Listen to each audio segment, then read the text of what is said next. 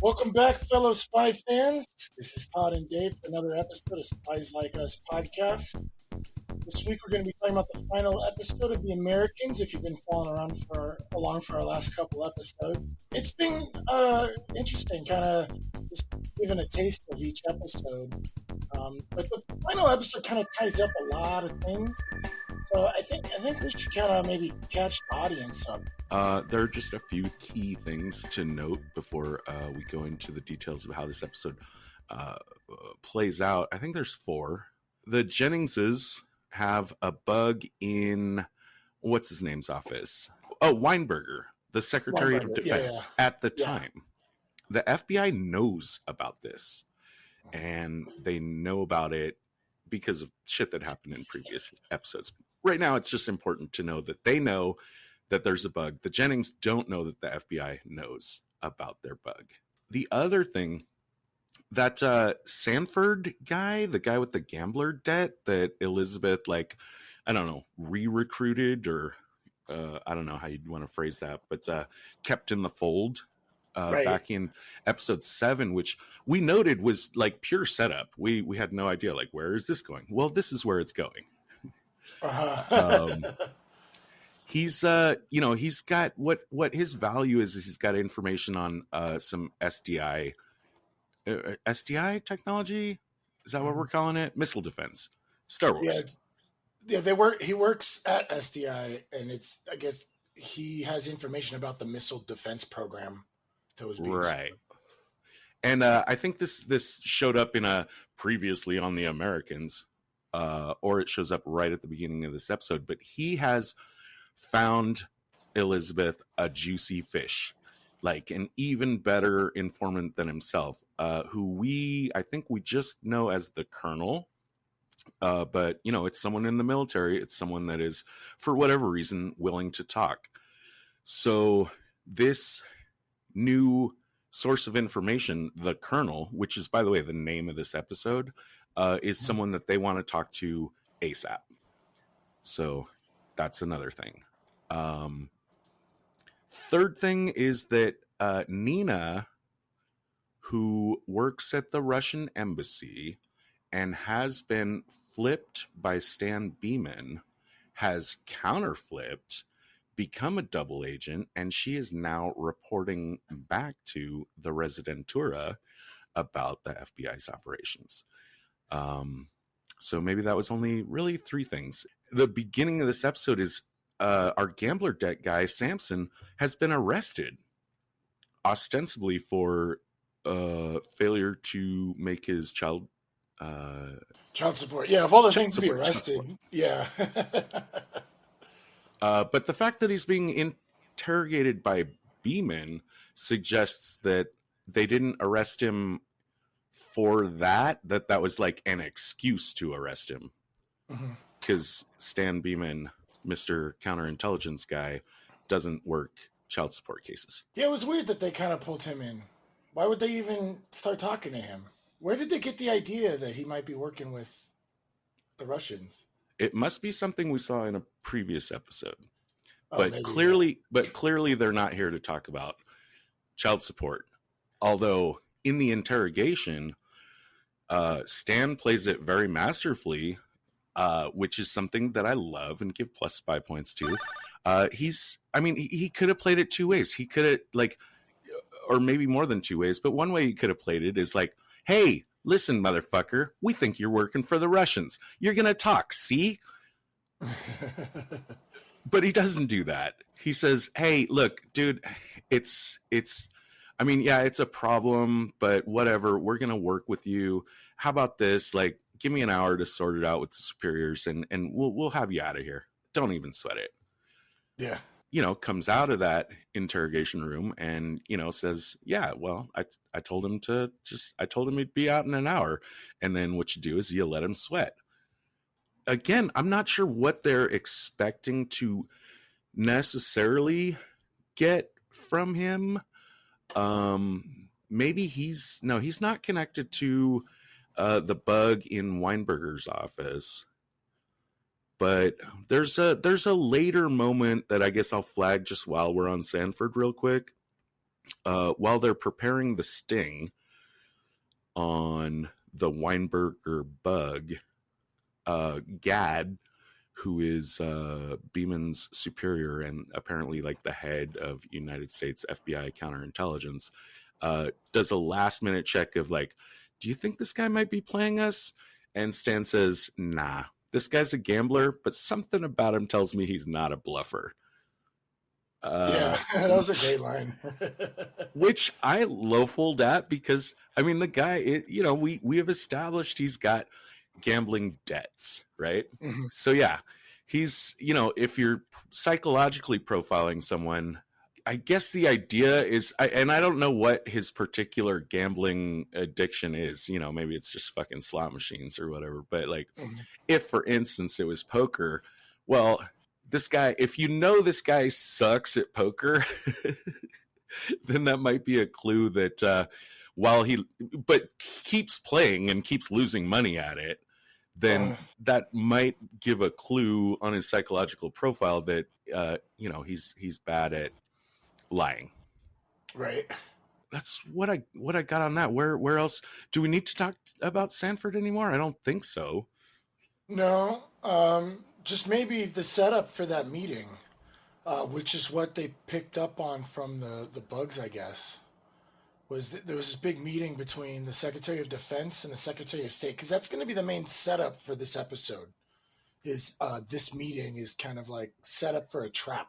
Yes, and in my mind, it doesn't even, like, the Jennings, the KGB, doesn't even necessarily need to know that this is an important meeting for any given reason. It's an opportunity to listen in on a conversation between the Secretary of Defense and the Secretary of State. You're going to take that opportunity. Absolutely. And the FBI knows that. Mm-hmm. So then, thence the sting. That's why now the way the bug works in this case is it transmits to the trunk of a parked car outside the house.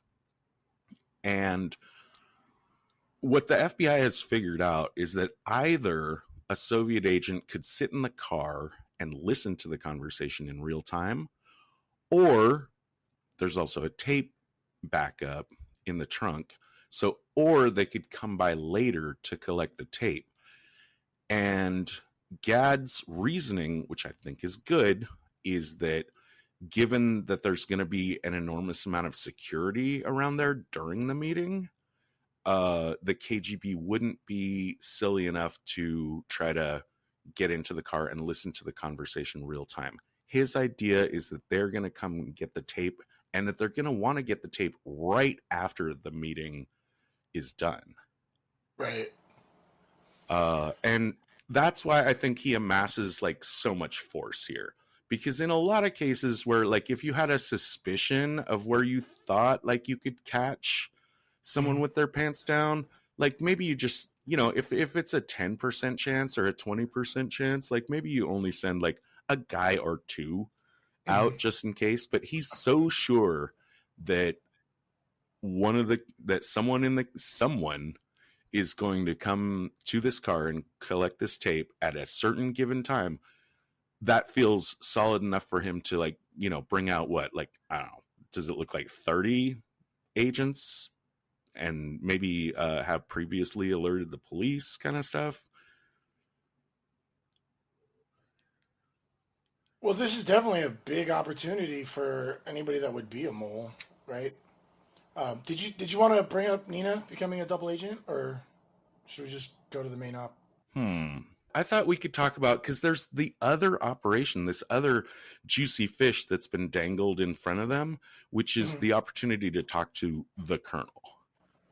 Oh, absolutely, yeah. And so there's like basically two things that Philip and Elizabeth want to accomplish.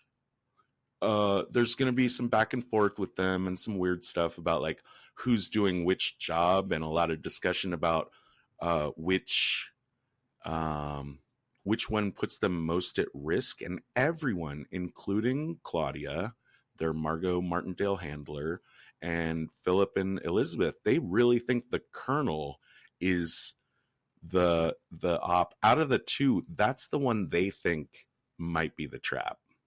Is the highest risk. Yeah, everybody's really uneasy about all of this. And so the plan I think Philip and Elizabeth had was to like maybe get the kids out. One of them was going to take the biggest risk, and then the other one was going to take the kids to like a hotel in like Flea Town or something. But because of the two really important ops that they both had to run, Philip decides to take the most risky one they think is the most riskiest, while Elizabeth is going to take the least risky one, quote unquote, which actually is the trap. Right. They think Yeah, they think that like picking up the tape is just a walk in the park. Like they're not suspecting anything on that op. They're hyper keyed on this Colonel guy. yeah, Um, absolutely. and I don't know. Well, what else to say about that except that when they do like when Philip does meet the Colonel, to his surprise, the Colonel is actually there to tell him that, like, dude, Star Wars is a fucking dream. Like, we're 50 years away. Like, Right. it's you know, it's ridiculous how these people are talking about this. Which, by the way, could have been. I mean, history tells us what actually was what we think, but that also could have been a nice bit of, you know, very actually even amateur league misintelligence, Mhm. you know, just like, you know, have someone say like, hey, I gotta tell you guys something, hey, by the way, we ain't got shit. Yeah. You don't have to worry about it. And that could have been a Yeah. lie, but you Yeah. know, the episode doesn't really feed in on that, and you know, Mhm. it would be kind of silly if it did, because I mean, I think that history's judgment is that the SDI plan was uh, not a good one. Right. um, yeah, but meanwhile, all this is going on. Stan is still meeting with Nina, and he takes her to the safe house and explains to her that he's got some really good news for her, but she has to stay there because there's a big op about to happen, which she kind of figures out as like, oh, they're going to catch the resident or the illegals. So she leaves the safe house to go tell the residentura, which then the residentura has to rush out to try and stop the op because his people are about to get caught. Um, and I thought this was kind of cool how he got the message out because it was too late to call them. You know, they didn't have cell phones back then, right? So what he did was spray paint a bunch of cars and have the cars jet out to where they were going to be and start circling the place with the mark. Um, which Claudia figured out and goes and rushes and gets Philip, but like no one's raiding or doing anything, so they figure out it's Elizabeth. So I thought that was kind of cool, like last minute signal, like it's too late to get to him. I gotta shoot out the signal. I don't know, that Uh, was kind of cool. yeah, plus 5 points for Arcady. That's the Resonantura. Backing up a little, you know, Stan's eagerness to tell Nina that, like, hey, everything's gonna be cool in just a couple hours. Big fucking mistake. And the other thing is like, why the fuck was she not being watched? You can't take her to a safe house and not have her watched. She's an agent. You always watch your agents, right? Like, she's an asset that they flipped, right? This isn't like a person that's like seeking asylum or wants to help or believes in the cause or whatever. This is a person that you like basically compromised and flipped. Like, you probably want to keep an eye on them. So Well, I would have. at this point, both the FBI and the KGB should be watching her pretty damn close. Right. So how did she just get to up and leave and then go visit the embassy? Which should I would like to believe the Russian embassy is on constant watch during the Cold War, right? So her driving up right then and there should have gotten some pictures or something. Yeah, yeah, but that's the biggest problem with Stan talking to her on the side. You know, it's not even like he talked to her in an official capacity. Right. You know, he was sneaking off. Right. Right. Right. Um, so they don't, you know, our FBI guys don't have the reason to like be hyper alert that Nina shows. I mean, Nina showing up at the embassy, that's a day-to-day thing. She fucking works there. She works there, right? Right. But If isn't Stan taking her there to keep her safe, and like everybody would be aware of it? Like, oh, you think he's doing this like without like telling the higher ups? Like he didn't tell Gad that he was taking her to the safe house? no, I think they know that he took her to a safe house. They definitely don't know that he rushed to her to say, "Hey, baby, everything's gonna be cool." Yeah, A right, really, a really big thing is about to happen in the next couple hours. He didn't tell his superiors that, right. so that's why they're not hyper keyed on her, and it was completely unnecessary. It's an unforced error, Mr. Beeman. Yeah, But it drives this episode. The thing is, but story wise, it's great because all that does is give her the information. Hey, something big is about to happen in the next couple hours. When Arcady hears that something big is going to happen, he doesn't know about the sting operation, but he does. How does he know about the colonel? Wait a second. well, he's the residentura. Usually, something like that, the center sends info to him, and he gets info out to his spies. Oh, okay. Well, no. Here's the reason that Arcady makes the wrong decision. That it's the colonel meeting that's at risk, which is basically, again, as we established, everyone was freaked out about this. Remember, Sanford is the guy that gave them the colonel, and Right. Sanford is currently in custody. Yeah.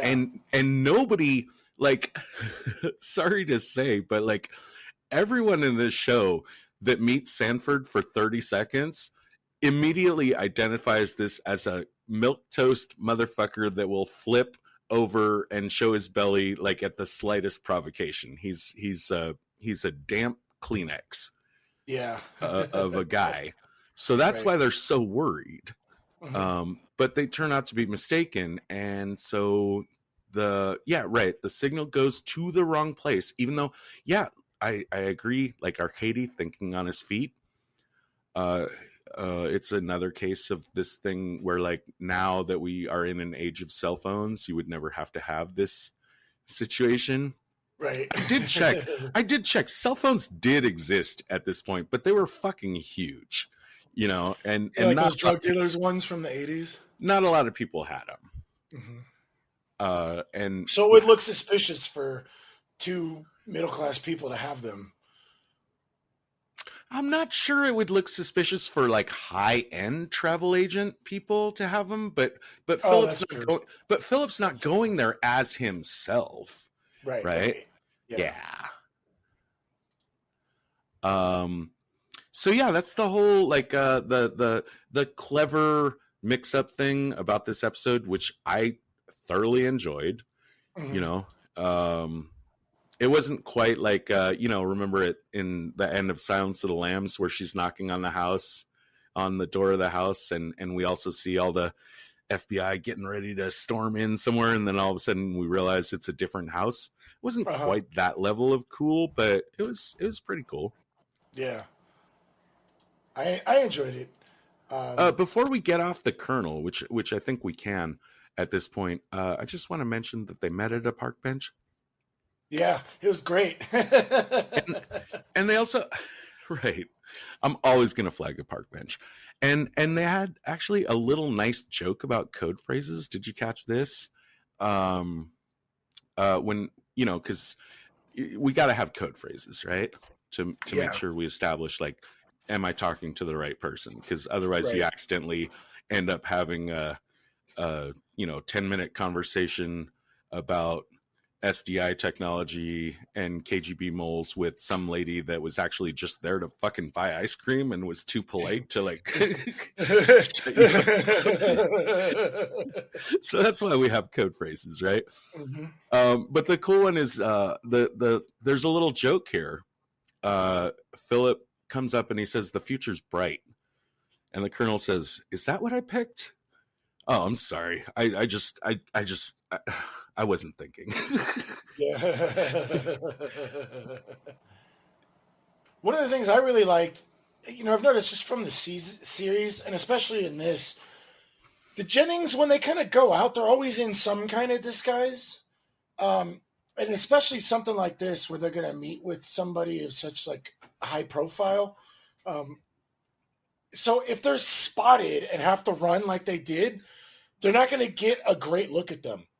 That's true, but the reason the Colonel meeting is so fraught is because if it's a trap, they know that like Elizabeth, like she's explaining to Philip, but really she's explaining it to the audience. Like in a normal situation, if one of us got caught, it might take them a couple of weeks or a couple of months to figure out that I'm a spy. But in this case, with Sanford in Beeman's possession, it's only going to be like an hour or two. All they need to do is see one of our faces, and it's game over. Right. And that's Exactly. why they're frantically arguing about like what they're going to do about the kids. Yeah. Which is its own kind of a great side story. I don't really want to go into detail on it on this podcast, Yeah. but it's good shit. I love the relationship. The Philip Elizabeth relationship is always compelling to me. Yeah. The one thing that bugged me was the car chase when they like got spotted and they were getting chased.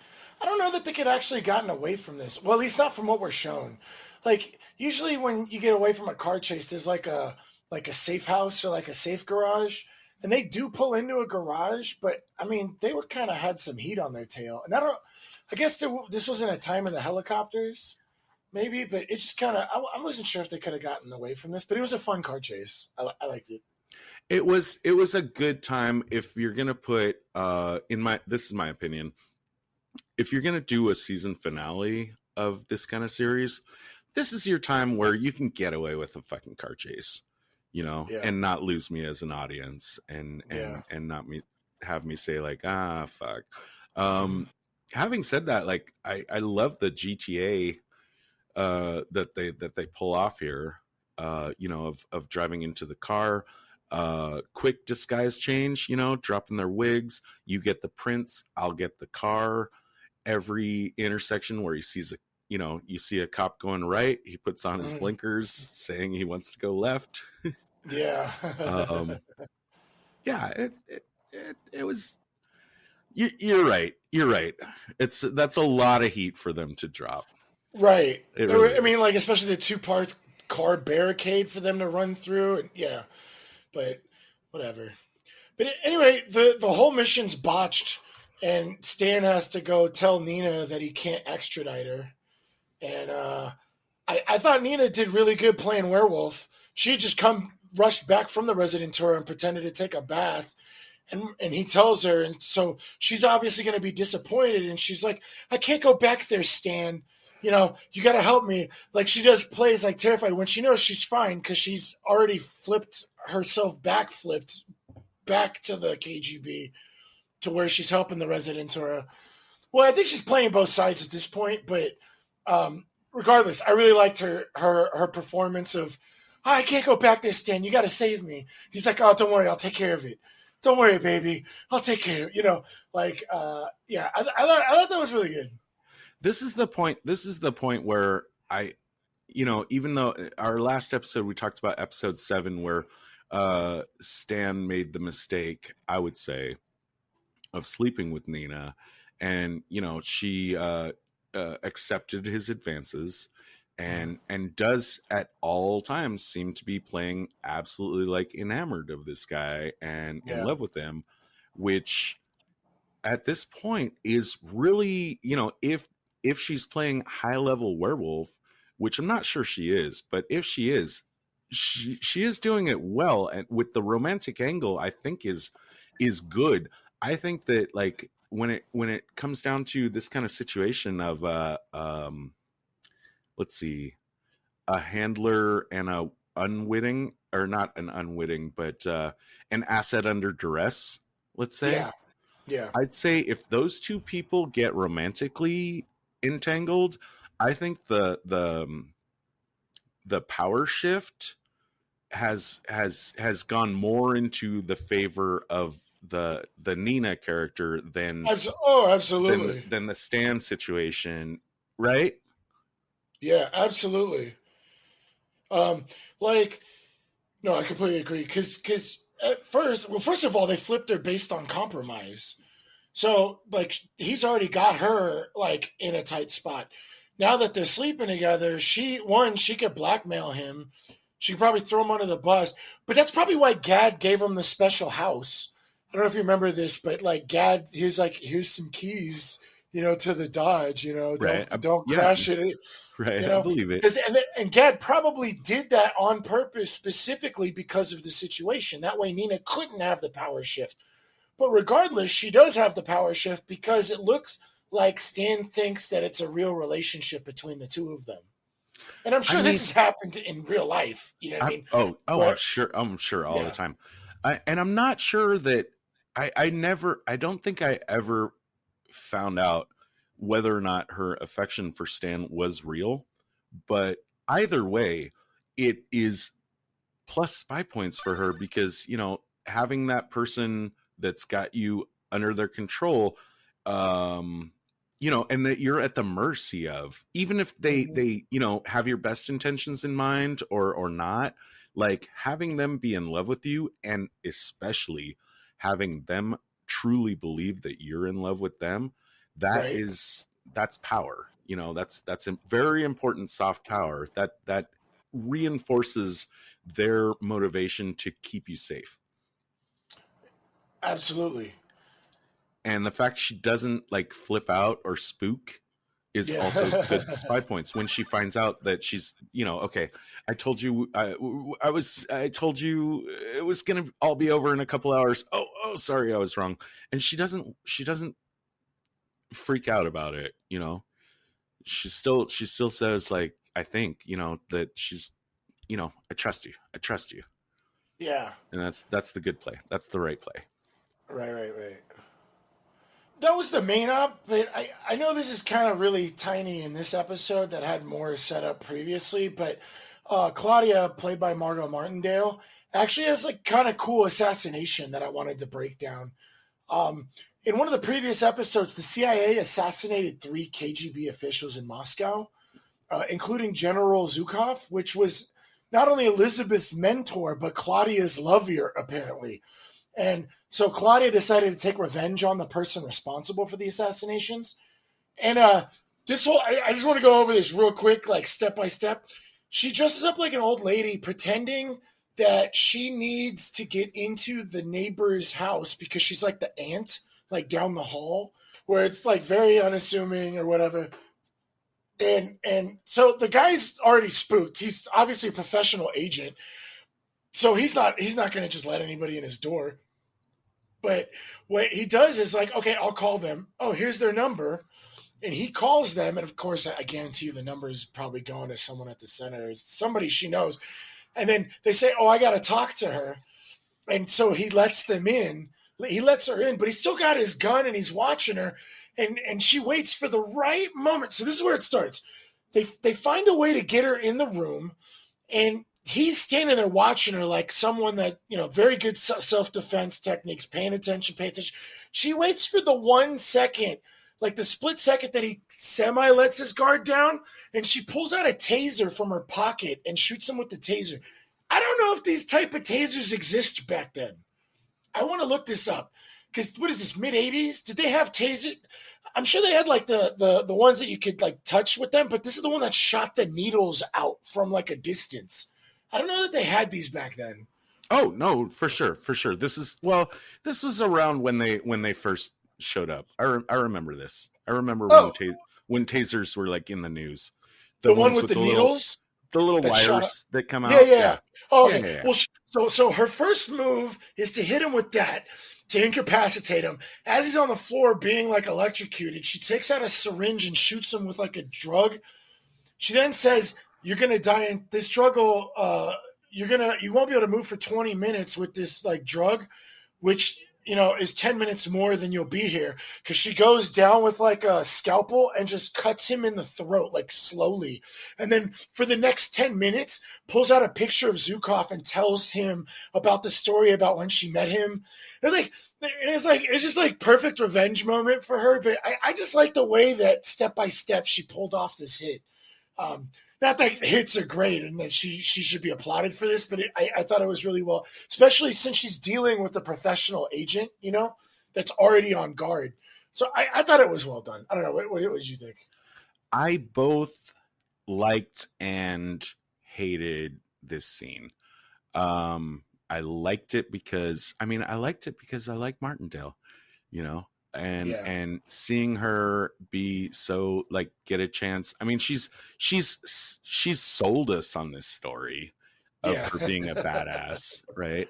Yeah. And this scene could have just been a moment for us, the audience, to absolutely believe it, which I'm not sure is necessary because I think she's kind of on her way out for a while, because after that whole torture situation, Philip and Elizabeth said we don't want her Yeah. anymore, and Yeah. she was actually kind of confident that like no, the superiors are going to keep me in place, and she's surprised to find out like no, they're going with the Americans.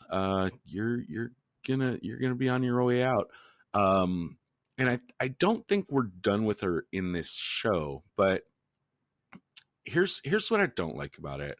What I was sold was that Claudia is like a supreme professional, and this has the smell of being personal on it. Oh, I'm not absolutely. Yeah. I'm Yeah. I'm not even sure this hit was approved. It's possible she's doing it on her own, which Right. I wouldn't like because it wouldn't fit in my image of what I want Claudia to be. And Right. but especially you've got, she's not just killing him, she's killing him and telling him why. Yeah. But This is also obviously revenge. This is not business. This is not intelligence. This is like you took someone away from me that I cared about, and let me tell you why. You're absolutely right. Yeah, and the thing, considering how the center has responded to certain things that with Philip and Elizabeth going out on their own, like this, for Claudia to do this is way kind of out of character. But yeah, that's a good point. right, but you know what? It's funny like now that we've talked it all the way through, I mean, it kind of comes back to the idea that all these people are not supermen or Right, superwomen, right. and that they do have personal flaws. And so maybe finding out that, I mean, maybe I would like to have it have been developed more. I certainly would have liked Claudia to become more of a character in the show, because Absolutely. more Martindale, more money, like Yeah. boom, right there. Right. But yeah, I'll dial it back a little and remember that this is a show essentially about the human cost Right. of intelligence, and so maybe I don't need Claudia to be this superwoman, but it doesn't get paid off, so now I'm just like going blah blah blah on it. But that's Yeah. that's that's my thoughts on that scene. I don't know, it certainly, this murder doesn't tie into any of the events of this episode. It might just be a cap on events that happened previously. I don't think it's setting up any payoff for future episodes. I could be wrong Right. on that. Right.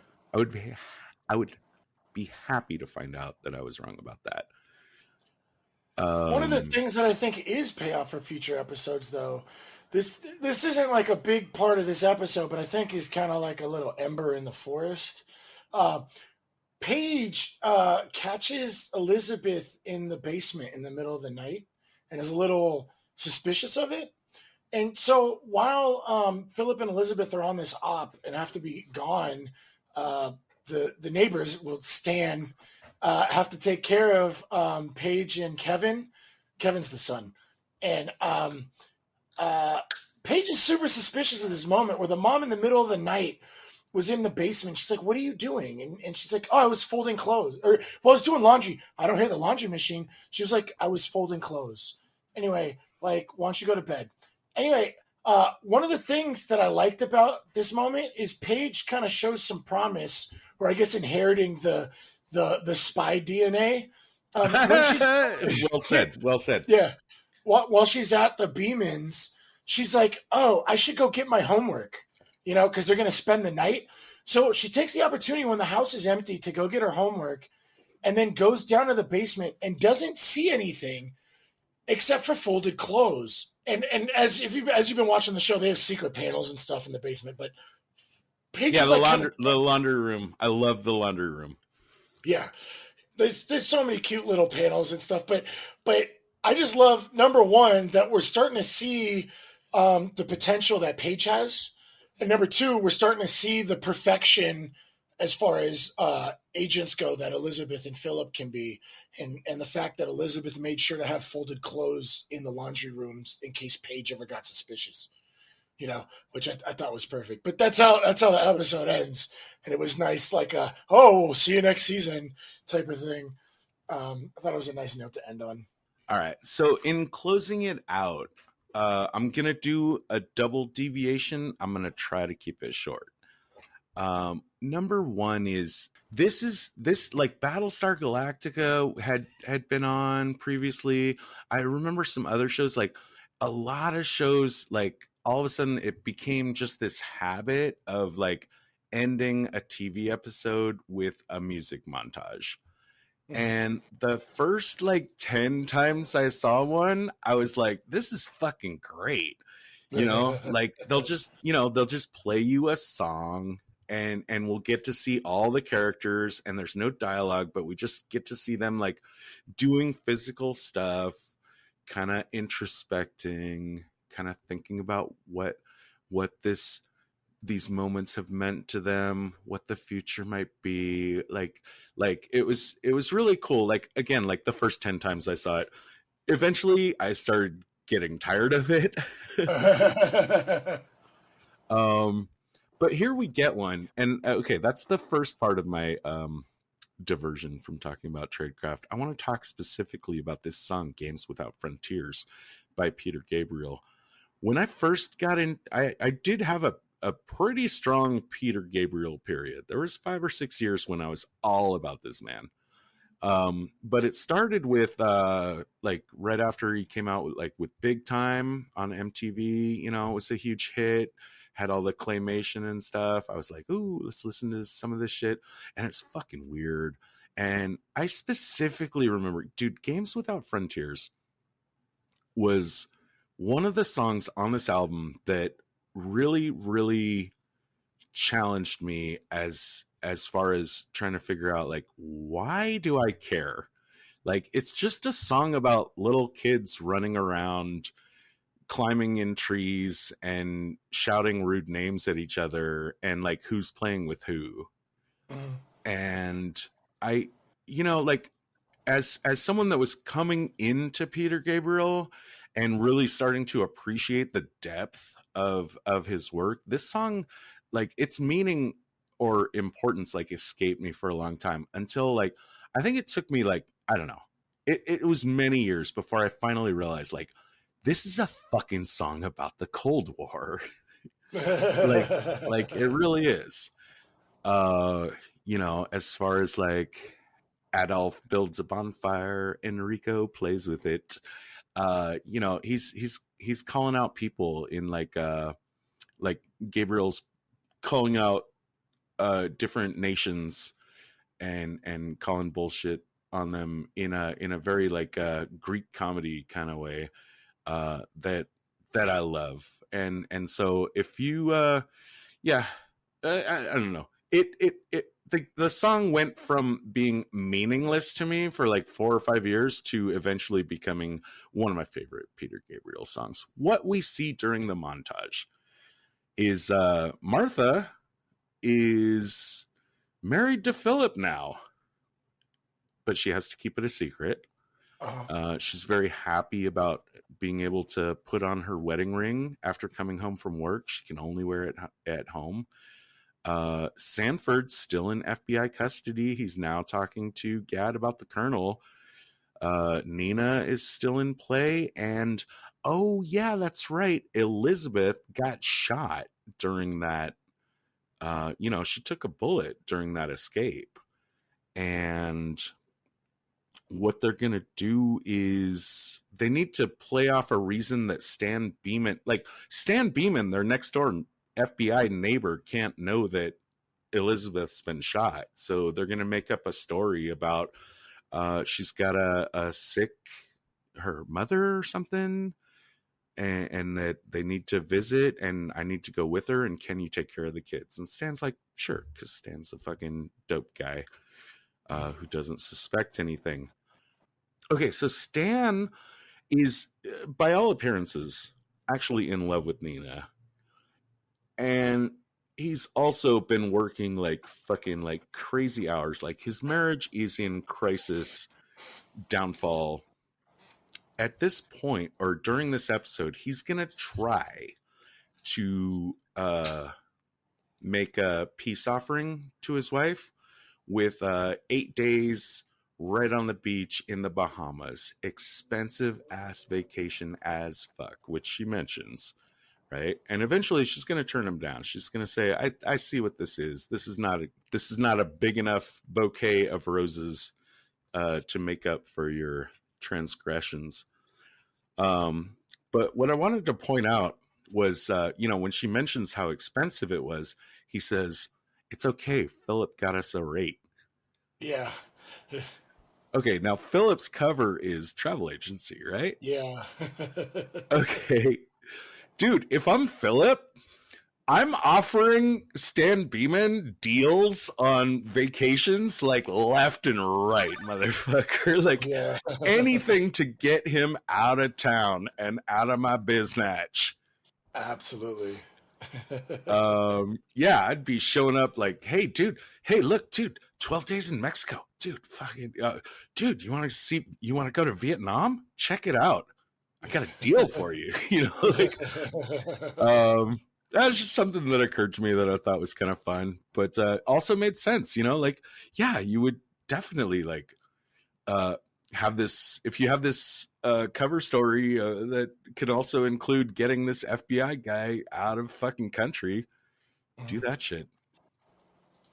And that's all I have to say about episode. Well, except for I did want to rate it on Trade Crash. Park benches. I wanted to give it a park bench rating, and I want to open the bidding at a 4. I like a 4 a lot, actually. All right, well, we can just case close that shit. Yeah, I mean, no argument there. I got a Dungeons and Dragons game to get to. So yeah, let's call it a 4. Next week we're doing, I believe, Casino Royale, James Bond. Since for the sake of Daniel Craig stuff. So why? Why? Well, because tomorrow, what is it? No Time to Die is coming out that week, so we're gonna make sure to get Casino Royale, and then we'll definitely shoot you at least a brush pass about it. If I'm not mistaken, our Casino Royale episode is going to come out the day before No Time to Die. That's what we want to deliver to you. Fingers so we're going crossed, to give you knock on wood. Casino Royale and then go see No Time to Die and then do a brush pass about it at the very least. So that's our plan for next week. So if you want to join us for that, you can follow us on your favorite podcast app. Just search Spies Like Us Podcast. And if you want to shoot us a line, spieslikeus.net, please send us an email or find us on facebook.com/spieslikeUspodcast or Twitter, spies_like_us. And we'll see you next week. Yeah, and don't forget to tell a friend. And preferably, the best way to tell a friend is arrange a meeting at a park bench. Absolutely. And it has to be at a park bench. If you want those bonus points, right. If you're a true spy fan, you will tell your friend about this podcast at a park bench. The preceding transmission sampled the song Enter the Party by Kevin MacLeod and sound effects from freesound.org. Attributions and links are found at spieslikeus.net.